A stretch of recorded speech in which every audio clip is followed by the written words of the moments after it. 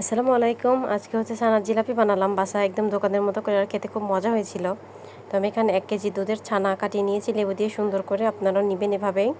তারপরে ছানাটা আমি সুন্দর করে মুথে নিব, ভালো মতো, না নরম না শক্ত, এভাবে সুন্দর করে মুথে নিব। এবার ছানার মধ্যে আমি 2 চামচ দিয়ে দিয়েছি হচ্ছে ময়দা, যাতে সুন্দরভাবে ভালো হয় মাখাটা, এই জন্য। আর এভাবে সুন্দর করে যে লেচি কেটে লম্বা করে শেপ দিয়েছি। আর এবার আমি একটা মিষ্টি বানানো দেখাচ্ছি।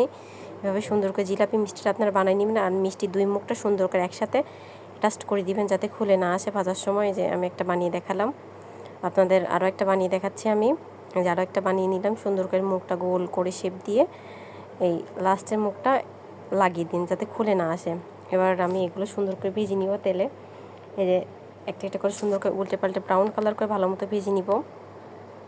যে দেখতে পাচ্ছেন সুন্দর করে কিন্তু ভাজা শেষ মিষ্টিটা। এবার আমি চিনি শিরা বানিয়ে নিব। তো এখানে 1 কাপ চিনির মধ্যে আমি 2 কাপ পানি দিয়েছি। এর মধ্যে একটা ছোটো এলাচ দিয়ে দিবেন। এই যেমন মিষ্টিগুলো দিয়ে দিলাম। আর এই মিষ্টিগুলো কিন্তু খুব 5 মিনিট ফোটাবেন, আর 10 মিনিট হচ্ছে ঢাকনা দিয়ে ঢেকে রাখবেন, তাহলে মিষ্টিগুলোর মধ্যে শিরা ঢুকে যাবে ভালো মতো। এই যে বাসায় বানালাম হচ্ছে ছানার জিলাপি, যেটা খেতে খুবই মজা ছিল। আমার ভিডিওটা ভালো লাগলে ধন্যবাদ সবাই।